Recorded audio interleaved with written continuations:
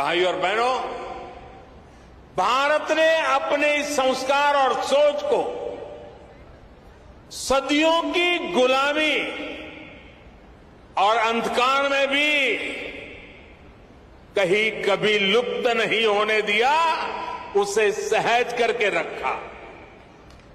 आज देश में हमारी वो आध्यात्मिक सामर्थ्य एक बार फिर सशक्त हो रहा। हमारे आदर्शों की ऊर्जा एक बार फिर बलवती हो रही है। पूज्य अम्मा भारत के इस पुनर्जागरण का एक महत्वपूर्ण वाहक के रूप में देश और दुनिया अनुभव कर रहा है। उनके संकल्प और प्रकल्प सेवा के इतने विशाल अधिष्ठानों के रूप में आज हमारे सामने है। समाज जीवन से जुड़े ऐसे जितने भी क्षेत्र हैं, पूज्य अम्मा का वात्सल्य, उनकी करुणा हमें हर जगह दिखाई पड़ती है। उनका मठ आज हजारों बच्चों को स्कॉलरशिप दे रहा है, लाखों महिलाओं को स्वयं सहायता समूहों के जरिए सशक्त कर रहा है। आपने स्वच्छ भारत अभियान में भी देश के लिए अभूतपूर्व योगदान दिया है। स्वच्छ भारत कोष में आपके द्वारा दिए गए बहुमूल्य योगदान के कारण गंगा किनारे बसे उस इलाकों में काफी काम हुआ। इससे नमामि गंगे अभियान को भी काफी मदद मिली। पूज्य अम्मा, उनके प्रति पूरे विश्व का श्रद्धाभाव है। लेकिन मैं एक भाग्यवान व्यक्ति हूं। पिछले कितने ही दशकों से पूज्य अम्मा का स्नेह, पूज्य अम्मा का आशीर्वाद मुझे अविरत मिलता रहा है। मैंने उनके सरल मन और मातृभूमि के प्रति विशाल विजन को महसूस किया है। और इसलिए मैं कह सकता हूं कि जिस देश में ऐसी उदार और समर्पित आध्यात्मिक सत्ता हो, उसका उत्कर्ष और उत्थान सुनिश्चित है।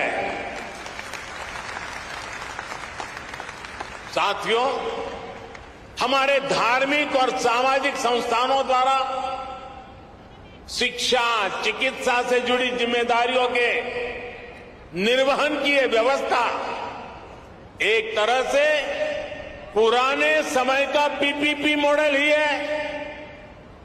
इसे पब्लिक प्राइवेट पार्टनरशिप तो कहते ही हैं, लेकिन मैं इसे परस्पर प्रयास के तौर पर भी देखता हूं।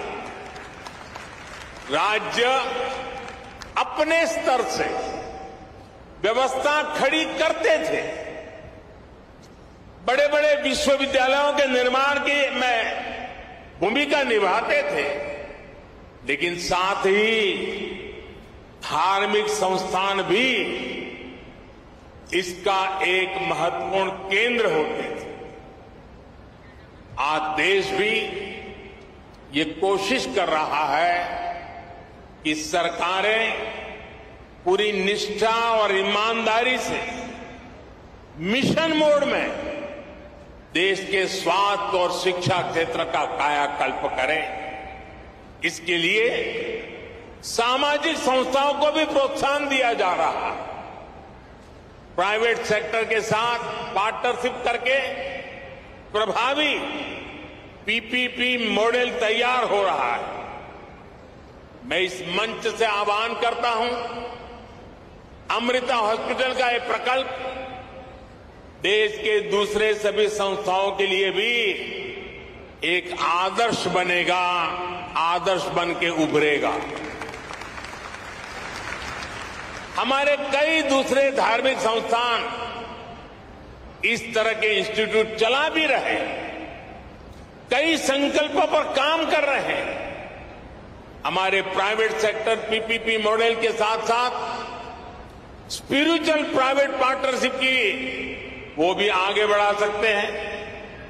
ऐसी संस्थाओं का संसाधन उपलब्ध करवाकर उनकी मदद कर सकते हैं।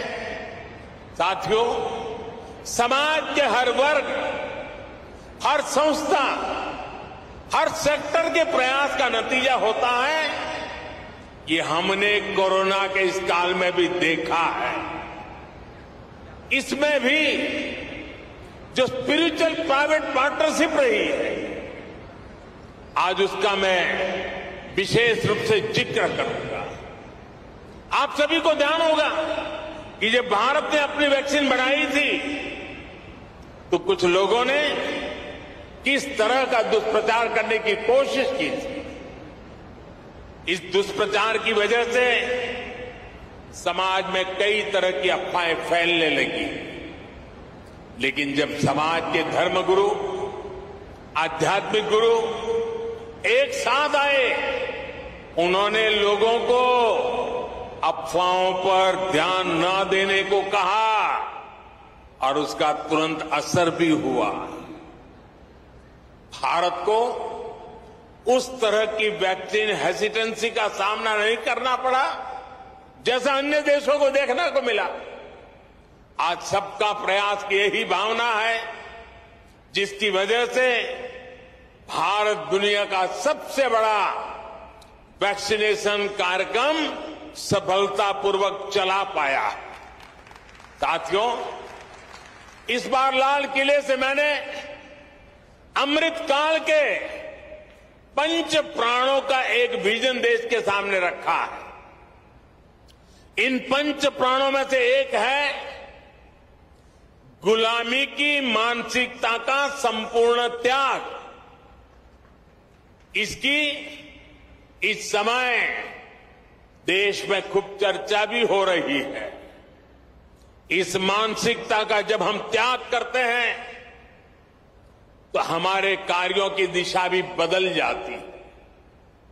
यही बदलाव आज देश के हेल्थ केयर सिस्टम में भी दिखाई दे रहा है।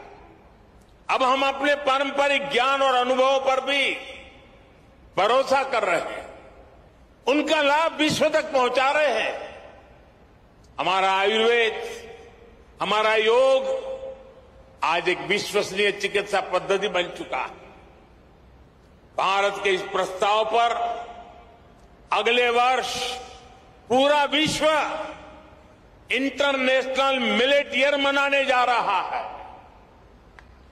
मोटा धान, मेरी अपेक्षा रहेगी कि आप सभी इस अभियान को भी इसी तरह आगे बढ़ाते रहें, अपनी ऊर्जा देते रहें।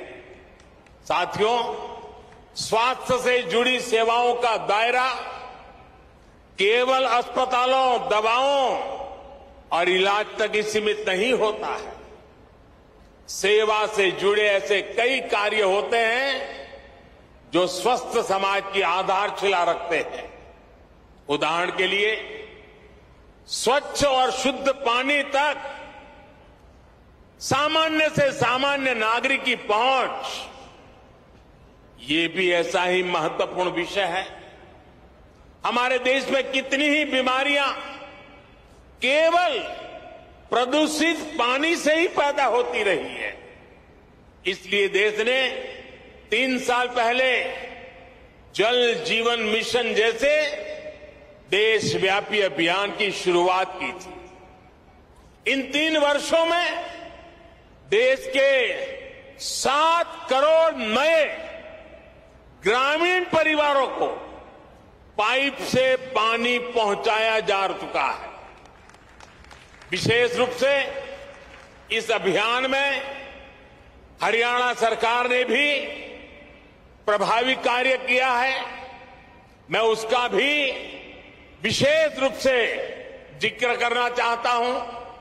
हरियाणा आज देश के उन अग्रणी राज्यों में है जहां घर घर पाइप से पानी की सुविधा से जुड़ चुका है। इसी तरह बेटी बचाओ बेटी पढ़ाओ में भी हरियाणा के लोगों ने बेहतरीन काम किया। फिटनेस और खेल ये विषय तो हरियाणा की रगों में है, उसका हरियाणा की मिट्टी में है, यहां के संस्कारों में है। और तभी तो यहां के युवा खेल के मैदान में तिरंगे की शान बढ़ा रहे हैं। इसी गति से हमें देश के दूसरे राज्यों में भी कम समय में बड़े परिणाम हासिल कर रहे हैं।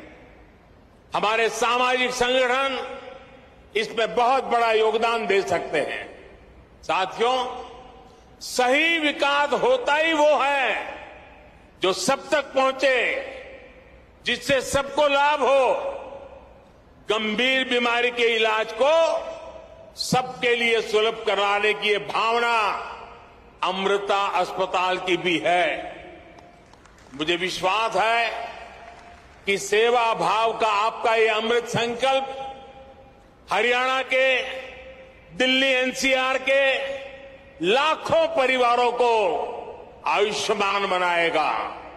एक बार फिर पूज्य अम्मा के श्री चरणों में प्रणाम करते हुए, आप सबका हृदय से अभिनंदन करते हुए अनेक अनेक शुभकामनाएं। बहुत बहुत धन्यवाद।